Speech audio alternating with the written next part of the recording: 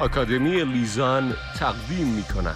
به نام خدا، سلام و عرض ادب خدمت شما دوستان و همراهان گرامی. وقتتون بخیر. امیدوارم هر جا هستید شاد و پیروز و سلامت باشید. مولود پله هستم از آکادمی لیزان با آموزش حسابداری سرمایه گذاری در اوراق بهادار در خدمتتون هستم. مطالب این فصل رو میخوایم با ارائه تعریفی از سرمایه گذاری شروع کنیم. بر اساس استاندارد حسابداری شماره 15، سرمایه گذاری نوعی دارایی است که واحد تجاری برای افزایش منافع اقتصادی از طریق توزیع منافع، افزایش ارزش و سایر مزایا نگهداری می‌کند. یعنی اگر شرکت یک سری دارایی نگهداری کنه برای اینکه منافع اقتصادی خودشو به این شیوه ها افزایش بده، بهش میگن سرمایه گذاری. حالا شیوه ها چجوری هستن؟ شیوه اول توزیع منافع هست. یعنی شما یک دارایی دارید، میخواید از اون دارایی نفع ببرید. به چه شیوهی؟ از طریق توزیع منافع اون دارایی. مثلا میرید در سهام سایر شرکت ها سرمایه گذاری میکنید. اگر اون شرکت ها سودآور باشن و سودی تقسیم کنند، از محل دریافت سود تقسیمی اونو نفع ببرید. این میشه توزیع منافع از طریق سود سهام. یا اینکه میرید شما سرمایه گذاری میکنید، یه پولی تو بانک قرار میدید برای اینکه از محل سرمایه گذاری که در بانک انجام دادید سود تضمین شده و یا درآمد بهره کسب کنید. و یا اینکه میرید یک دارایی خریداری میکنید. مثلا میرید ساختمون خریداری میکنید، میرید زمین کشاورزی خریداری میکنید. برای اینکه این ساختمون، این زمین کشاورزی رو اجاره بدید، از محل اجاره شما بیایید درآمد کسب کنید. اینا میشه شیوه های کسب منافع از طریق توزیع منافع. برخی وقتها شما ممکنه برید سرمایه گذاری کنید به دلیل افزایش ارزش. یعنی چی؟ مثلا میرید یک دارایی نگهداری میکنید، اون دارایی ممکنه توزیع منافع داشته باشه یا نداشته باشه، ولی دلیل دیگه‌ای که رفتید سرمایه گذاری کردید افزایش ارزش است. مثلا میرید چیکار میکنید؟ یه زمینی خریداری میکنید، این زمین رو نگهداری میکنید برای اینکه قیمتش بالا بره. این میشه سرمایه گذاری برای اینکه شما از طریق افزایش ارزش میخواید نفع کسب کنید. و یا برخی وقتها به دلایل دیگه میرید سرمایه گذاری میکنید. مثلا فرض کنید شما یک شرکت تولید کننده هستید، محصولی که تولید میکنید نیازمند یک ماده اولیه بسیار مهم هست. پس یک شرکت تولید کننده هستید، برای اینکه کالاتون رو تولید کنید نیازمند یک ماده اولیه هستید که این ماده اولیه رو فقط یکی از شرکت ها تو ایران میتونه در اختیار شما قرار بده، شرکت ب. برای اینکه مطمئن بشید این شرکت همیشه این ماده اولیه رو در اختیار شما قرار میده، ممکنه برید بگید من تمام و یا قسمتی از سهام شرکت ب رو خریداری میکنم. پس اینجا دارید سرمایه گذاری میکنید، سهام شرکت ب رو خریداری میکنید که از طریق سایر مزایا.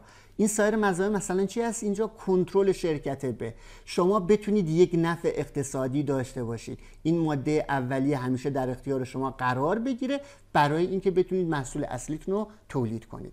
پس نکته‌ای که میخوام اینجا خدمتتون عرض کنم بر اساس مواردی که خدمتتون توضیح دادم، تعریفی که در رابطه با سرمایه گذاری وجود داره یک تعریف گسترده هست. انواع سرمایه گذاری ها رو در بر میگیره، فقط محدود به سرمایه گذاری در اوراق بهادار نیست. اما ما در این فصل میخوایم فقط بر روی حسابداری سرمایه گذاری در اوراق بهادار متمرکز بشیم، شامل سرمایه گذاری در سهام و اوراق قرضه و یا اوراق مشارکت سایر شرکت ها. اما مواردی که اینجا مطرح میشه میتونه برای حسابداری سایر دارایی ها نیز کاربرد داشته باشه. اما شرکت ها چرا میرن در اوراق بهادار سایر شرکت ها سرمایه گذاری میکنن؟ میگم دلایل مختلف میتونه وجود داشته باشه. از جمله مهمترین این دلایل اینا هستند. دلیل اول، مدیریت وجوه نقد مازاد. برخی وقتها که شرکت ها یه سری وجه نقد مازاد دارن، برای اینکه بتونن از این وجوه نقد مازاد در کوتاه مدت بهترین استفاده رو داشته باشن، ممکنه بهترین گزینه برای سرمایه گذاری اوراق بهادار باشه. دلیل دیگه ایجاد درآمد هست. خیلی از شرکت ها به صورت تخصصی میرن در سهام سایر شرکت ها سرمایه گذاری میکنن برای اینکه درآمد کسب کنن. یعنی میتونه محل کسب درآمد مهمی برای شرکت نیز تلقی بشه. و گسترش روابط شامل نفوذ و کنترل میتونه دلایلی باشه که شرکت ها اقدام به سرمایه گذاری در اوراق بهادار سایر شرکت ها میکنند. پس اینا مهمترین دلایل سرمایه گذاری در اوراق بهادار هست. اما دوستان عزیز دقت کنید، ما در این فصل هنگامی که میخوایم حسابداری سرمایه گذاری در اوراق بهادار رو یاد بگیریم، برای اینکه این شیوه حسابداری رو یاد بگیرم نیازمند این هستم که یک سری دسته‌بندی سرمایه گذاری ها رو یاد بگیرم. چرا؟ چون نحوه عمل حسابداری سرمایه گذاری در اوراق بهادار میتونه تحت تاثیر این دسته‌بندی ها قرار بگیره. پس من یک سری دسته‌بندی دارم که بسیار مهم هستن.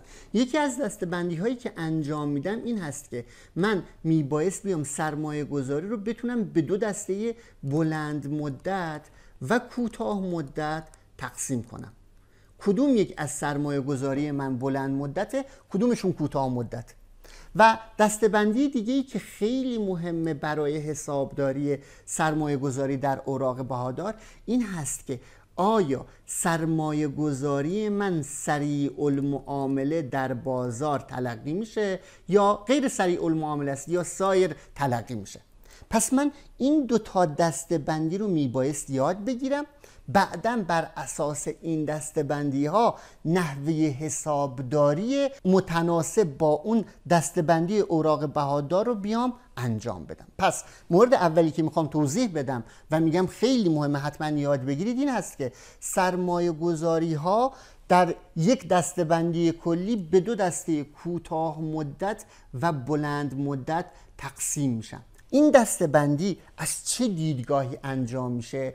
میگم هر کاری انجام بدی این دسته‌بندی بیشتر بر اساس هدف مدیریته، بر اساس نظر مدیریته. یعنی میبایست بیاید اهداف مدیریت از این سرمایه گذاری رو بررسی کنی برای اینکه نتیجه گیری کنی که این سرمایه گذاری آیا کوتاه مدت یا بلند مدت. پس ربطی اینجا به میزان سرمایه گذاری نداره. اینجا سرمایه گذاری که دسته‌بندی میشه به بلند مدت یا کوتاه مدت بر اساس چی است؟ بر اساس هدف مدیریت از نگهداری اون سرمایه گذاری هست. اگر هدف مدیریت این باشه که این سرمایه گذاری رو برای مدت طولانی در شرکت نگهداری کنه و بتونه اون رو اثبات کنه، و یا اینکه این سرمایه گذاری اصلا قابل واگذاری نباشه یا محدودیت در واگذاریش وجود داشته باشه، میتونی بگی که این سرمایه گذاری بلند مدت هست. بر اساس استاندارد حسابداری شماره 15 میگه این سرمایه گذاری یعنی سرمایه گذاری بلند مدت شامل موارد زیر هستند. مورد اول، سرمایه گذاری هایی که به منظور اعمال نفوذ و کنترل سیاست‌های مالی و عملیاتی واحد سرمایه پذیر انجام شده است. پس اینجا یه اصطلاح دیگه میخوام یاد بگیرید. ما دو تا اصطلاح داریم: واحد سرمایه گذار، واحد سرمایه پذیر. هنگامی که شما میرید سهام شرکتی رو خریداری میکنید، شما میشید سرمایه گذار. اون واحدی که رفتید سهامش رو خریداری کردید میشه سرمایه پذیر، سرمایه شما رو خریداری کرده. پس این دو تا اصطلاح ها یاد بگیرید. اینجا گفته سرمایه گذاری هایی که به منظور اعمال نفوذ و کنترل سیاست‌های مالی و عملیاتی واحد سرمایه پذیر انجام شده باشد یک سرمایه گذاری بلند مدت است. یعنی هنگامی که شما میرید سهام سایر شرکت‌ها رو خریداری میکنید، مثل همون مثال قبلی که اینجا براتون زدم، شرکت آ برای اینکه بتونه تصمیمات شرکت ب رو تأثیر داشته باشه، کنترل کنه، میره سهام شرکت رو برو خریداری میکنه. اگر این اتفاق بیفته، این سرمایه گذاری یک سرمایه گذاری بلند مدت تلقی میشه با توجه به هدفی که مدیریت داره.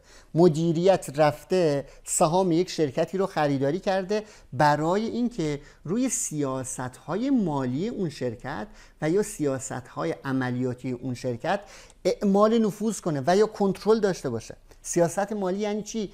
میگم مثل این که آیا اون شرکت سهام جدید منتشر کنه، این شرکت آیا بره سود تقسیم کنه، این شرکت وام بگیره یا نه، و یا سیاست های عملیاتی واحد مشابه چی؟ مثل این که این شرکت چه ماده‌ای رو تولید کنه، چه محصولی رو تولید کنه، با چه قیمتی، با چه شرایطی، به چه کسی بفروشه. اینا میشه سیاست‌های عملیاتی واحد. اگه شما برید سهام یک شرکتی رو خریداری کنید برای اینکه این سیاست‌ها توشون تأثیر داشته باشی، میشه اعمال نفوذ کنی و یا اینکه این سیاست‌ها رو به صورت کامل کنترل کنی. اگر همچین سرمایه گذاری داشته باشی، این سرمایه گذاری شما بلند مدت تلقی میشه. مورد دوم، سرمایه گذاری هایی که اساساً جهت حفظ، تسهیل و گسترش فعالیت و یا روابط تجاری موجود انجام شده است. یک سری سرمایه گذاری انجام میدی برای اینکه روابط موجود رو حفظ کنی، گسترش بدی. همون مثال بالا رو دوباره میگی، برای اینکه این شرکت دیگه این مواد اولیه رو به شما بفروشه، میای این سرمایه گذاری انجام میدی. اگر همچین شرایطی داشته باشید برای اینکه روابط فعلی رو حفظ کنید، رفته باشید سرمایه گذاری انجام داده باشید، این سرمایه گذاری یک سرمایه گذاری بلند مدت تلقی میشه. مورد سوم، سرمایه گذاری ها رو که نمیتوان واگذار کرد یا بدون تأثیر عمده بر فعالیت های شرکت قابل واگذاری نیست. اصلا شرایط به شیوهیه که شما نمیتونی اون رو واگذار کنی و اگه اون رو واگذار کنی ممکنه مشکلات خیلی زیادی برای شرکت شما پیش بیاد. اگر همچین شرایطی وجود داشته باشه سرمایه گذاری بلند مدت تلقی میشه. و مورد چهارم، سرمایه گذاری هایی که با قصد استفاده مستمر توسط واحد تجاری نگهداری می شود و هدف آن نگهداری پورتفوی از سرمایه گذاری ها جهت تأمین درآمد و یا رشد برای واحد تجاری می باشد.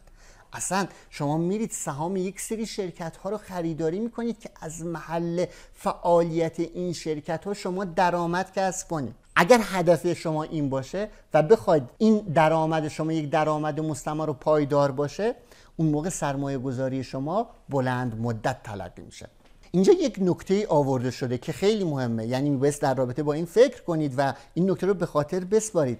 در صورتی که یک سرمایه گذاری برای مدت نسبتاً طولانی نگهداری شود، لزوماً به معنای بلند مدت بودن سرمایه گذاری نیست. مثلا شما یک سری وجوه مازادی داشتی، گفتی فعلا برم این سهام سایر شرکت ها رو خریداری کنم، هر موقع پول نیاز داشتم بیام این سهام رو به فروش برسونم و اون مشکلات نقدینگی خودم رو رفع کنم.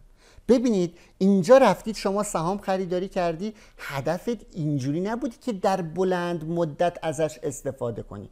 هدفت این بوده که شما یک سری منابع مازاد داشتید، این منابع مازاد رو فعلا سرمایه گذاری کنید تا وقتی که شما بهش نیاز پیدا میکنید. حالا ممکنه شما 2 سال 3 سال به اون پول نیاز نداشته باشید، پس اون رو 2-3 سال نگهداری میکنید. آیا این که شما 2-3 سال این رو نگهداری کردی، آیا این دلیل میشه که اون رو به عنوان سرمایه گذاری بلند مدت تلقی کنم؟ میگم خیر. چرا؟ چون هدفم این نبوده که اون رو به عنوان بلند مدت نگهداری کنم. ببینید طبقه بندی سرمایه گذاری ها به کوتاه مدت و بلند مدت بیشتر معطوف به هدف و نیت مدیریت از اون سرمایه گذاریه. اگه بخواید به صورت مستمر و بلند مدت ازش استفاده کنید و یا در انتقالش محدودیت داشته باشید، این بلند مدت تلقی میشه. در غیر این صورت نمیتونی سرمایه گذاری رو به عنوان بلند مدت تلقی کنی. اگر این ویژگی ها رو نداشته باشه، یعنی در صورتی که شما نتونید سرمایه گذاری رو به عنوان بلند مدت تلقی کنید، این سرمایه گذاری به عنوان یک سرمایه گذاری کوتاه مدت طبقه بندی می شود. نکته‌ای هم که اینجا آورده شده این هست که سرمایه گذاری های کوتاه مدت معمولاً به منظور دسترسی فوری به وجوه نقد، تأمین سود حد اکثری از وجوه نقد بلا استفاده و یا به حداقل رساندن احتمال زیان ناشی از تورم انجام می‌گردند. یعنی اون سرمایه گذاری کوتاه مدت ها بیشتر اون سرمایه گذاری هایی هستند که شما یک سری وجوه نقد مازاد داری، نمیدونی در کوتاه مدت چجوری از اینا استفاده کنی. برای اینکه از تورم در امان باشی، برای اینکه در کوتاه مدت هم یک سودی کسب کنی، میری سرمایه گذاری انجام میدی و اون سرمایه گذاری ها کوتاه مدت تلقی میشن. یه دسته‌بندی دیگه‌ای که میخوایم در رابطه با اون صحبت کنیم، دسته‌بندی سرمایه‌گذاری ها به سرمایه‌گذاری های سریع المعامله و سایر سرمایه‌گذاری هاست. پس من در یک دسته‌بندی سرمایه‌گذاری ها رو به بلند مدت و کوتاه مدت تقسیم کردم. توی یک دسته‌بندی دیگه میام سرمایه‌گذاری ها رو به سریع المعامله و سایر سرمایه‌گذاری ها طبقه بندی میکنم. پس ببینید دسته‌بندی دوم، یعنی دسته‌بندی سریع المعامله و سایر سرمایه‌گذاری ها، هیچ ارتباطی به کوتاه مدت بودن و بلند مدت بودن ندارد. اینو دقت کنید. یعنی یک سرمایه گذاری میتونه کوتاه مدت باشه و میتونه هم سریع المعامله تلقی بشه هم یا سریع المعامله نباشه، سایر سرمایه گذاری ها باشه. خب این دسته‌بندی دوم که میام از یه دیدگاه دیگه‌ای کل سرمایه گذاری ها رو میام یه طبقه بندی مجدد انجام میدم، پس کل سرمایه گذاری ها چه بلند مدت و چه کوتاه مدت از یک دیدگاه دیگه به سریع المعامله و سایر سرمایه گذاری ها تقسیم میشه. کدوم سرمایه گذاری سریع المعامله است؟ یعنی به سرعت میتونی اون رو معامله کنی. معیارهایی که در استاندارد ذکر شده شامل ایناست: سرمایه گذاری سریع المعامله تلقی میشود که دارای بازاری فعال که آزاد و قابل دسترس باشد و قیمت‌های معاملاتی در آن معلوم باشد و به طور علنی اعلام شود، میشه سرمایه گذاری سریع المعامله. دقت کنید، این قیمت‌هایی که به صورت علنی اعلام میشن میبایست قابل اتکا باشد. پس میگه برای اینکه یک سرمایه گذاری رو سریع المعامله تلقی کنم باید یک بازار فعالی براش وجود داشته باشه. این بازار باید آزاد و قابل در دسترس باشه، همه بتونن برن تو بازار فعالیت کنن، در دسترست باشه، قیمت‌هاش معلوم باشه و به صورت علنی هم اعلام بشه و این قیمت‌ها میبایست قابل اتکا باشن. مثال اگه بخوام براتون بزنم، سهام بیشتر شرکت هایی که در بورس اوراق بهادار تهران الان داره معامله میشه میتونیم بهشون بگیم سریع المعامله. نگفتم تمام شرکت ها، گفتم اکثر شرکت ها. اکثر شرکت هایی که در اونجا دارن معامله میشن خب قیمت هاش وجود داره، به صورت علنی اعلام میشه، آزاد و در دسترسه، پس میتونم من اون رو به عنوان سریع المعامله تلقی کنم. چرا تمام شرکت های بورس رو نگفتم؟ چون ممکنه یک شرکتی در بورس اوراق بهادار تهران فعالیت کنه، چندین ماه هیچ گونه معامله‌ای بر روی سهام اون شرکت ها اتفاق نیفته. حالا به هر دلیلی، مثلا سهام اون شرکت ها، نماد اون شرکت ها بسته شده تو بورس، نمیتونی بری معامله انجام بدی. خب اینجا دیگه اون سریع المعامله بودن رو نداره. پس دقت کنید، اکثر شرکت هایی که در بورس اوراق بهادار تهران معامله میشن، اونایی که محدودیتی وجود نداره، داره مرتب خرید و فروش انجام میشه، میتونم اون رو به عنوان سهام سریع المعامله در نظر بگیرم. اما برخیا که نمادشون برای مدت طولانی 3-4 ماه بسته شده دیگه سریع المعامله نیستن. اگر این ویژگی رو نداشته باشه، شما میایید سهام رو در کدوم دسته قرار میدی؟ میگی سایر، میگی اینا سریع المعامله نیستن، سایر سرمایه گذاری ها هستن. اینجا هم دوباره به صورت نکته خدمتون آوردن که سریع المعامله بودن سرمایه گذاری ارتباطی به جاری یا غیر جاری بودن اونا نداره. پس ممکنه یک دارایی سریع المعامله باشه، ممکنه اون رو به جاری طبقه بندی کنم، به غیر جاری. چرا؟ چون جاری و غیر جاری بودن ارتباط با چی داره؟ با هدف مدیریت. اما سریع المعامله بودن و یا سایر ارتباط به این پیدا میکنه که چجوری من میتونم این سهام رو، این دارایی رو به فروش برسونم. آیا به سرعت میشه اون رو به فروش رسوند؟ آیا قیمتش که اعلام میشه قابل اتکا هست و یا قابل اتکا نیست؟ بعد از اینکه این دسته‌بندی ها رو در رابطه با سرمایه گذاری ها یاد گرفتیم، الان میتونیم بیایم یکی از دسته های این سرمایه گذاری ها رو بررسی کنیم. سرمایه گذاری کوتاه مدت، یعنی بیایم عملیات حسابداری سرمایه گذاری کوتاه مدت در سهام سایر واحدهای تجاری رو با هم دیگه بررسی کنیم که حسابداریش به چه شیوهی انجام میشه. برای اینکه بخوایم حسابداریش رو یاد بگیریم، عملیات حسابداریش رو شما میتونید به 3 دسته تقسیم کنید. هنگامی که اون سرمایه گذاری کوتاه مدت رو تحصیل میکنید، در طول مدت نگهداری سرمایه گذاری و هنگام فروش سرمایه گذاری. پس من عملیات حسابداری سرمایه گذاری کوتاه مدت رو که میخوام بررسی کنم، این 3 مرحله رو میتونم متصور بشم. هر کدوم از این مراحل رو در ادامه میایم بررسی میکنیم. پس دقت کنید، ابتدا میخوام دارم کدوم رو بررسی میکنم؟ سرمایه گذاری های کوتاه مدت، یعنی سرمایه گذاری هایی که بلند مدت تلقی نمیشوند. کوتاه مدت و بلند مدت بودن رو چجوری تعیین کردم؟ با توجه به اهداف مدیریت از نگهداری اون سرمایه گذاری. هنگام تحصیل سرمایه گذاری کوتاه مدت، این سرمایه گذاری که من تحصیل میکنم در تاریخ تحصیل به بهای تمام شده ثبت میشه. بهای تمام شده چی هست؟ میگم بهای تمام شده سرمایه گذاری در سهام سایر شرکت ها معمولا شامل این موارده: بهای خرید به علاوه کارمزد کارگزار و سایر مخارجی که برای تحصیل سرمایه گذاری صرف می شود. پس این میشه بهای تمام شده است. نکته‌ای که وجود داره، آیا تمام مخارجی که میتونم متصور بشم، تمام مخارجی که برای تحصیل یک دارایی کوتاه مدت، سرمایه گذاری کوتاه مدت متحمل میشم، آیا قابل لحاظ شدن در بهای تمام شده هست یا نه؟ میگم دقت کنید، اون مخارجی رو شما میتونید به عنوان بهای تمام شده یک دارایی و سرمایه گذاری کوتاه مدت در نظر بگیرید که اون مخارج برای تحصیلش لازم و ضروری باشد. یکی از مواردی که در میانه یک توضیح دادیم و خیلی در رابطش صحبت کردیم، مخارج مالی هست. یعنی چی؟ یعنی شما میخواید یک سرمایه گذاری تحصیل کنی، یک سرمایه گذاری کوتاه مدت، میری وام میگیری و برای این وام یک هزینه بهره‌ای پرداخت میکنی. سوال: آیا هزینه بهره‌ای که متحمل شدم، آیا این رو به عنوان بهای تمام شده میبایست در نظر بگیرم یا نه؟ میگم اینجا به صورت نکته آورده شده. مخارج مالی تحمل شده بابت تأمین منابع مالی جهت تحصیل سرمایه گذاری جزء بهای تمام شده منظور نمی شود. چرا؟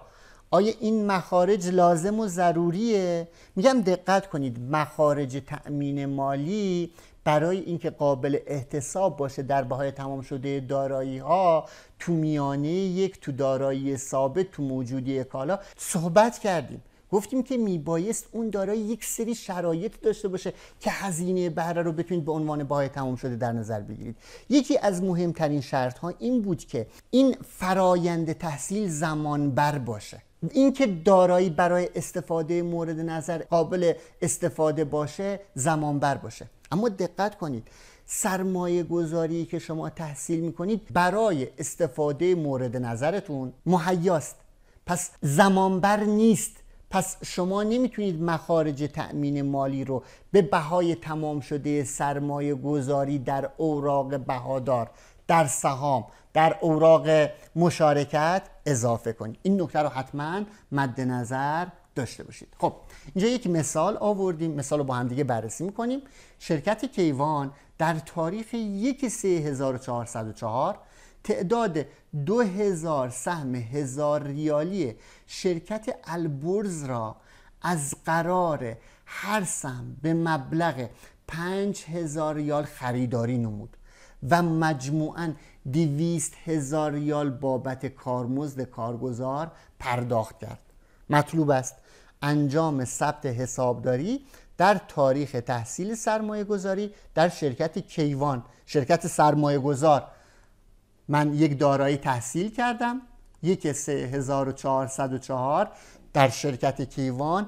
این ثبت انجام میشه. سرمایه گذاری، فرض میکنیم کوتاه مدت بوده، سرمایه گذاری کوتاه مدت، وجه نقد یا وجوه نقد. خب چه مبلغی من پرداخت کردم؟ ببینید 2000 سهم، هر سهم رو به چه مبلغی خریداری کردم؟ 5000 ریال. یعنی میشه 2000 ضرب در 5000 میشه 10 میلیون.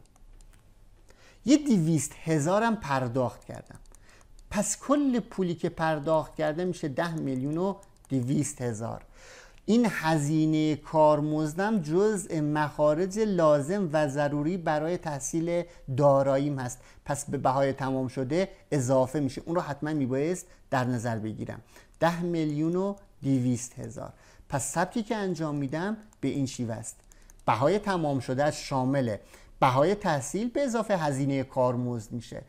کلا میشه 10 میلیون و 200,000. ثبتی که انجام میشه به این شیوه زده خواهد شد. در رابطه با بحث تحصیل سرمایه گذاری ها یک مثال دیگه نیز آوردیم که مثال رو با هم دیگه بررسی میکنیم.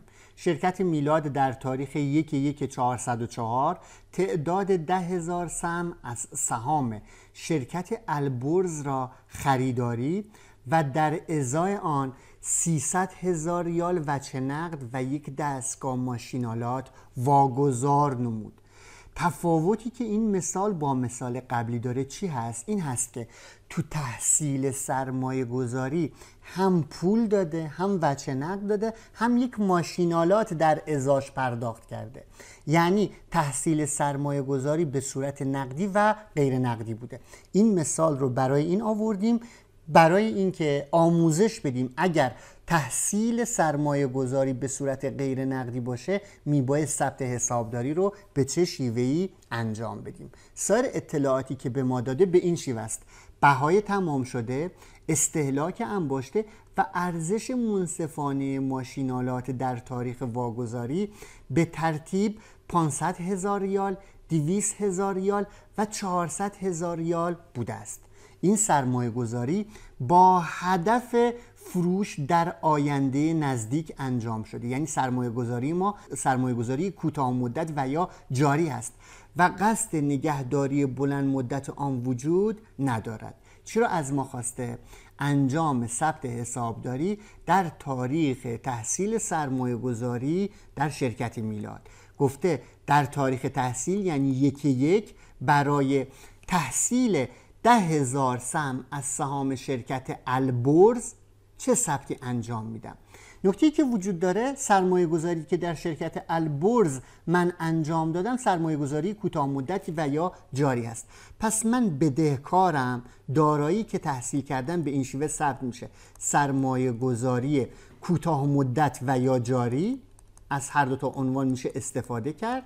حالا بعداً میتونید تو حساب‌های تفضیلی و یا معینتون نوع سرمایه گذاری، اسم سرمایه گذاری هم مشخص کنید، یعنی سرمایه گذاری کوتاه مدت و یا سرمایه گذاری جاری در سهام شرکت البرز.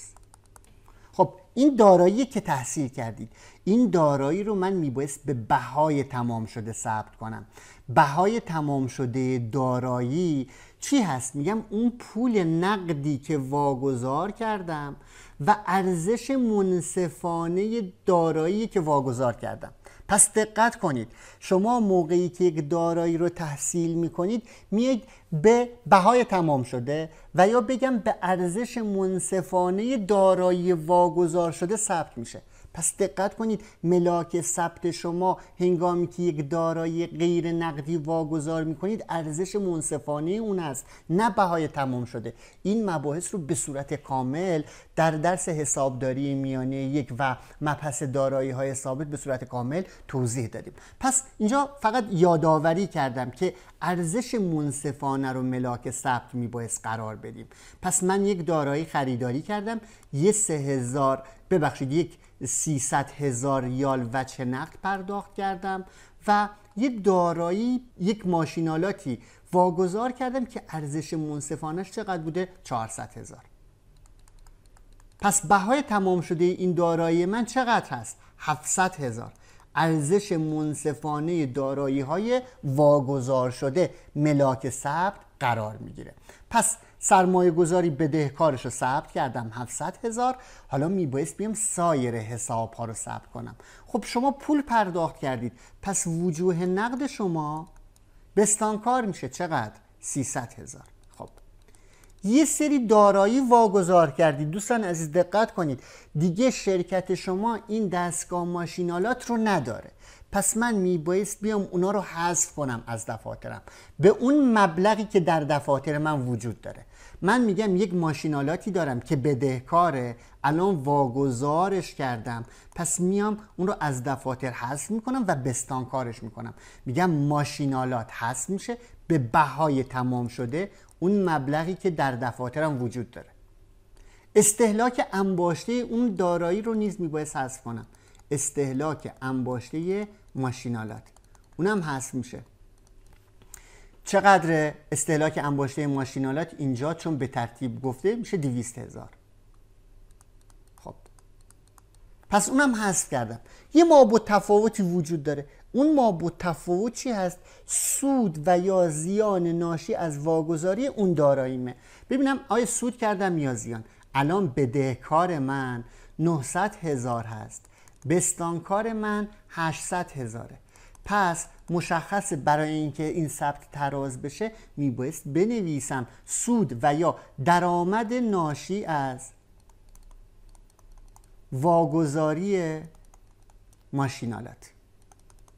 چه مبلغی؟ میگم ما با تفاوت اینا 100,000. الان ثبت من تراز شد و ثبت تحصیل دارایی رو انجام دادم. به یک شیوه دیگه نیز میتونستید این درآمد ناشی از واگذاری، یعنی این 100,000 رو به دست بیارید. یه شیوه چی بود؟ گفتم تفاوت بدهکار منهای بستانکارها، 900,000 منهای 800,000. یه شیوه دیگه تفاوت ارزش دفتری اون دارایی با ارزش منصفانه. ببینید ارزش دفتری اون دارایی چقدره؟ 500,000 بوده، 200,000ش مستهلک شده. چقدر؟ 300,000. خب این ارزش دفتریشه. ارزش منصفانش چقدره؟ 400,000.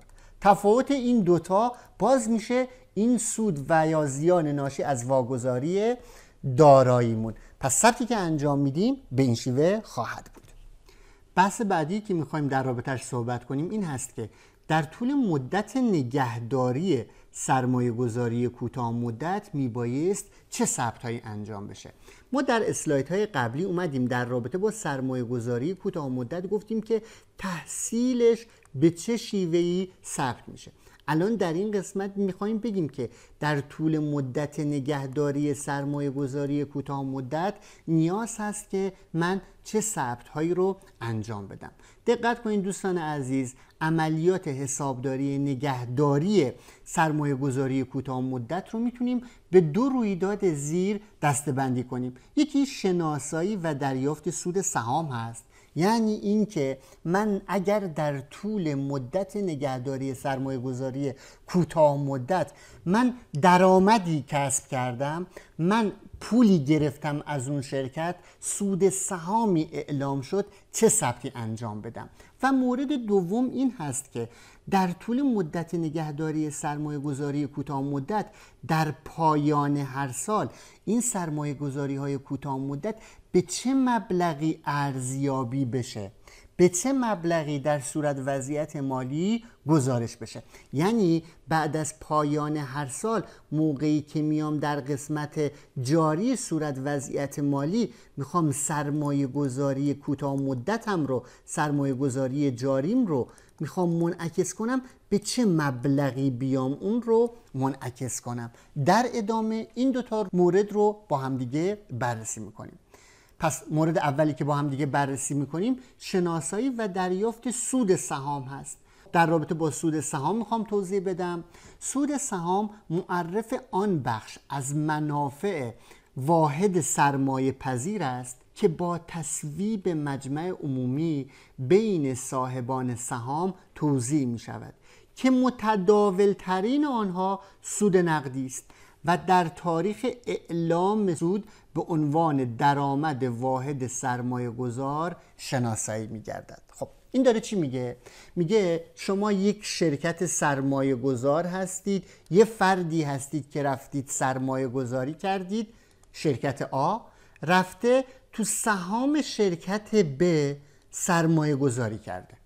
پس این میشه سرمایه گذار، واحد ب میشه چی؟ سرمایه پذیر. خب واحد ب میره فعالیت انجام میده، میره فروش انجام میده، خرید انجام میده و یک سودی کسب میکنه.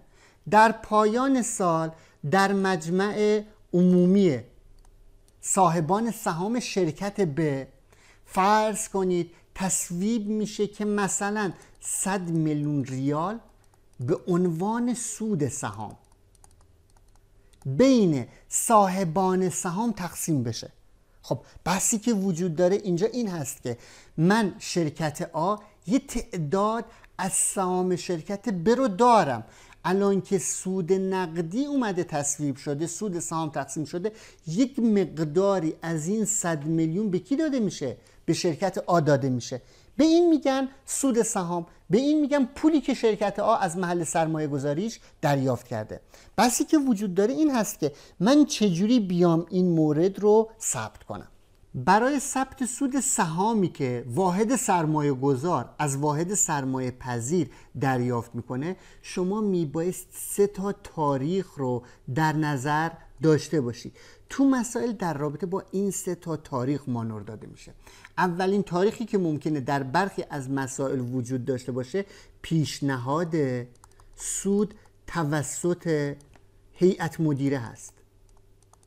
یعنی هیئت مدیره قبل از اینکه مجمع عمومی صاحبان سهام شرکت ب تشکیل بشه یک مقداری رو پیشنهاد میکنن، بعداً این مقدار ممکنه در مجمع عمومی تصویب بشه و یا تعدیل بشه.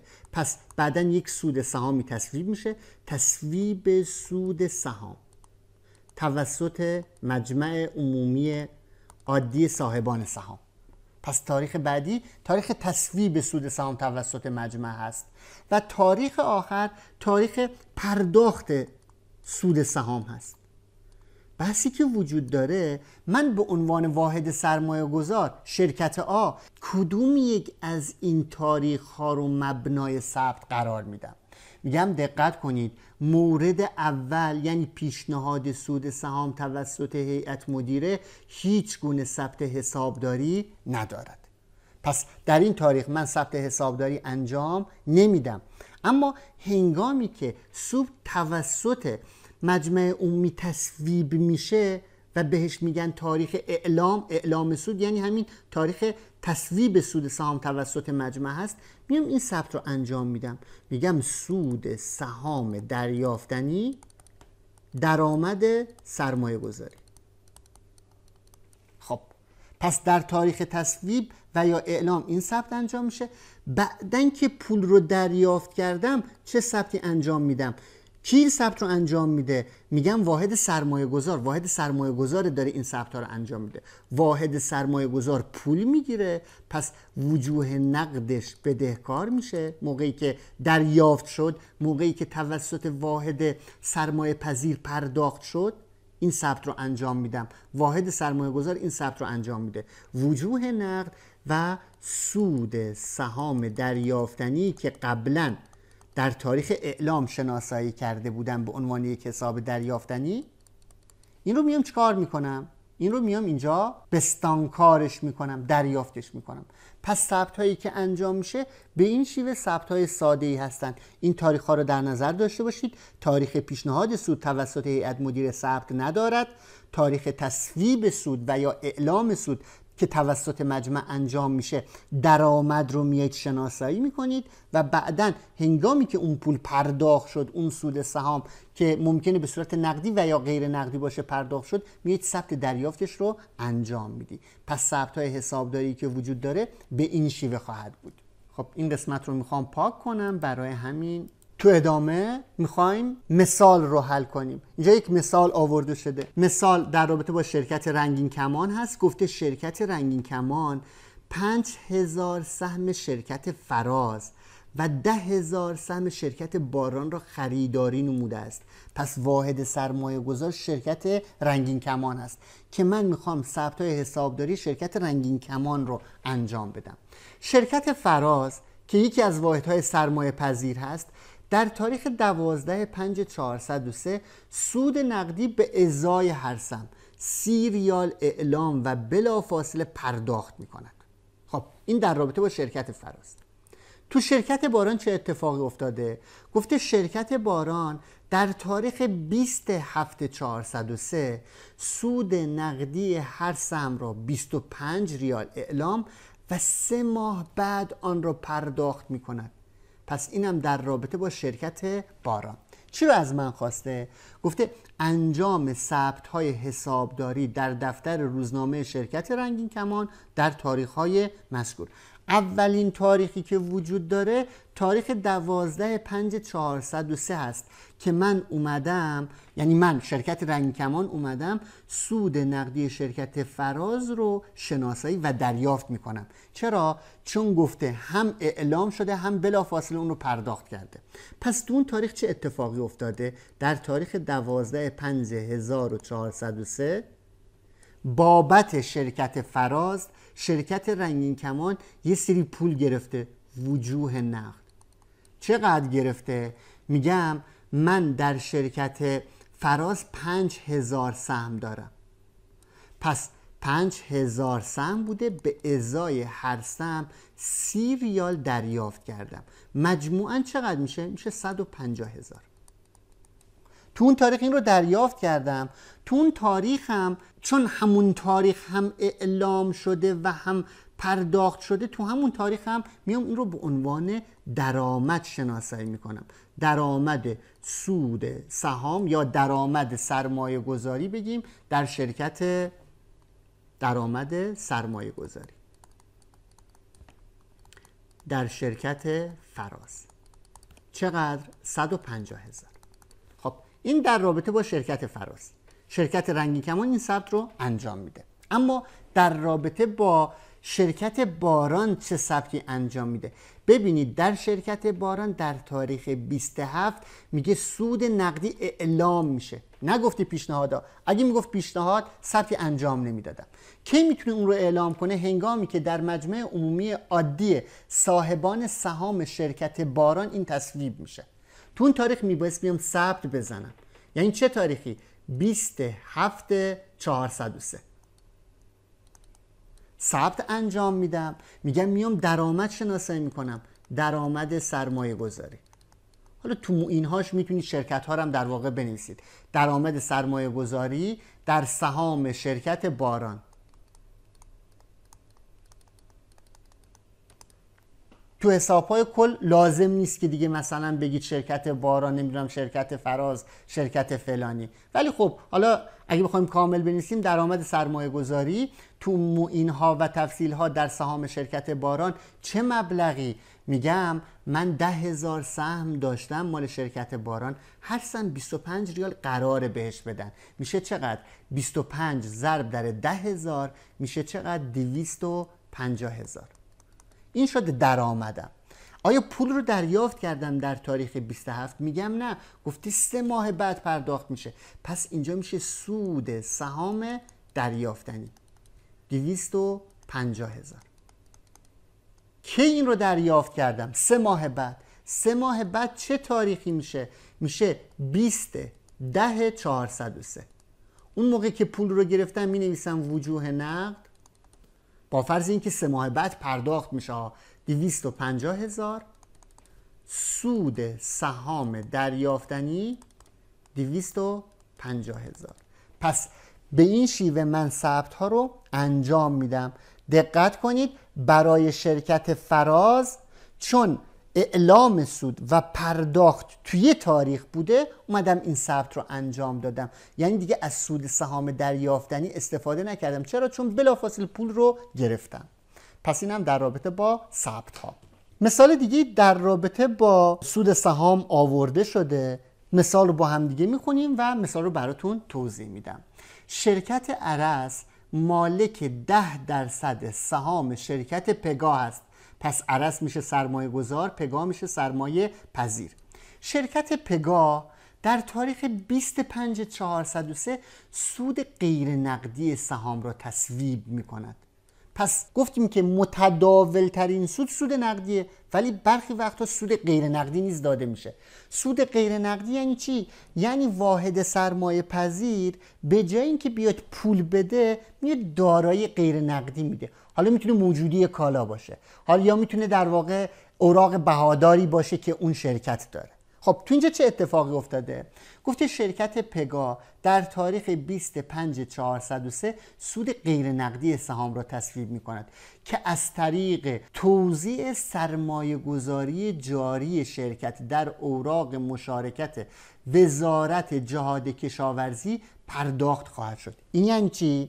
یعنی ببینید من براتون خلاصه می کنم. یه شرکتی وجود داره به نام شرکت ارس. شرکت ارس رفته 10% شرکت پگاه رو خریده. شرکت پگاه اومده در تاریخ 25/403 اعلام سود کرده، یعنی قرار سود توزیع کنه و این اعلام سود غیر نقدی هست. میخواد چی رو توزیع کنه به جای پول؟ یه سری سرمایه گذاری داره. سرمایه گذاری در اوراق مشارکت داره، اوراق مشارکت جهاد کشاورزی.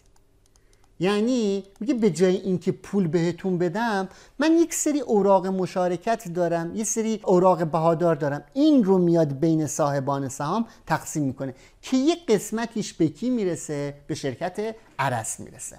بهای تمام شده و ارزش منصفانه این سرمایه گذاری در تاریخ اعلام سود غیر نقدی سهام به ترتیب 1,200,000 و 1,500,000 ریال بوده است. دقت کنید.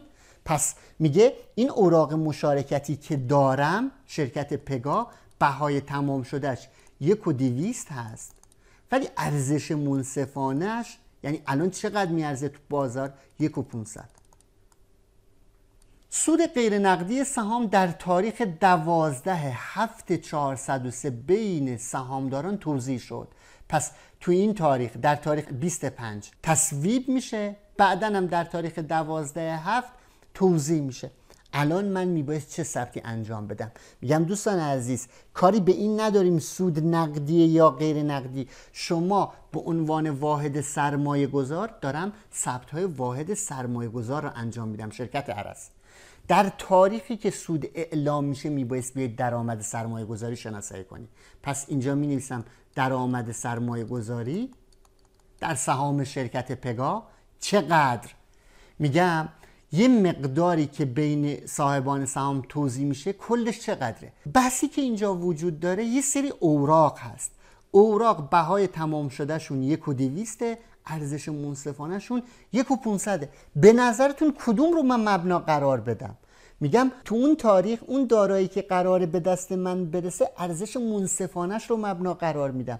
کاری به این ندارم برای شرکت پگا اون اوراق چقدر تموم شده. یه سری اوراق میخواد منتشر کنه، کل اوراقی که میخواد منتشر کنه الان ارزش منصفانش 1,500. این رو مبنای ثبت قرار میدم. خب آیا کل این 1,500 رو به من میدن؟ میگم نه، من 10% سهام شرکت پگا رو دارم، پس 10% این مبلغ به من اختصاص پیدا میکنه. پس درآمد سرمایه گذاری میشه 1,500 ضرب در 10% میشه 150,000. پس اینم میشه سود سهام دریافتنی که قرار دریافت کنم 150,000. پس این مبنای ثبت قرار میگیره. بعدن این کدوم تاریخ بود؟ تاریخ 25. در تاریخ بعدی تاریخ 12/7 هنگامی که میام این اوراق مشارکت رو دریافت میکنم، میام ثبتش رو انجام میدم. ببین دوستان عزیز، اینجا دیگه پول نقد دریافت نکردی، شما اوراق مشارکت دریافت کردی. پس شما میبایست بیایید این اوراق مشارکتی که دریافت کردید رو ثبت بزنید. چه ثبتی انجام میدید؟ میگم اوراق مشارکت، اوراق قرضه، این جزء در واقع سرمایه گذاری تلقی میشه. کدوم سرمایه گذاریمون؟ با فرض اینکه این سرمایه گذاری، چون دارم در قسمت جاری ها توضیح میدم، میگم تحت عنوان سرمایه گذاری کوتاه مدت میید ثبت میکنی. حالا میتونی این یا تفصیلش هم ثبت کنی. سرمایه گذاری کوتاه مدت، اوراق مشارکت جهاد کشاورزی. چقدر دریافت میکنی؟ 150,000. این سود سهام دریافتنی، حساب دریافتنی که داری رو از بین میبری. سود سهام دریافتنی که شناسایی شده بود و الان دریافت کردم رو از دفاتر حذف میکنم. پس ثبتی که انجام میدم به این شیوه خواهد بود. خب ممکنه براتون سوال ایجاد بشه، آیا تفاوت این 1,200 و 1,500 که 300,000 سود بوده رو من ثبت نمی کنم جایی؟ میگم دوستان عزیز دقت کنید، شما دارید حسابداری شرکت ارس رو انجام میدید. اگه حسابدار شرکت پگا بودید فرق میکرد. این رو تو فصلهای بعد توضیح میدیم در رابطه با بحث شرکت‌های سهامی. اما شما الان دارید حسابداری شرکت ارس رو دارید انجام میدید. اصلا اطلاعات بهای تمام شده شرکت پگا که این سرمایه گذاری جهاد کشاورزی چقدر براش تموم شده رو نه در دسترس دارید، نه بهش دسترسی دارید و اگه در دسترستون هم باشه هیچ ارزشی برای شما نداره. شما یه دارایی دریافت میکنید، این دارایی رو به ارزش منصفانه میاد ثبت میکنید، تموم شد. پس من کاری به این 300,000 سودی که شرکت پگا داشته تو این فرایند ندارم. شرکت پگا خودش میتونه اون رو ثبت کنه، بعدن در بحث شرکت های سهامی اون رو توضیح خواهیم داد.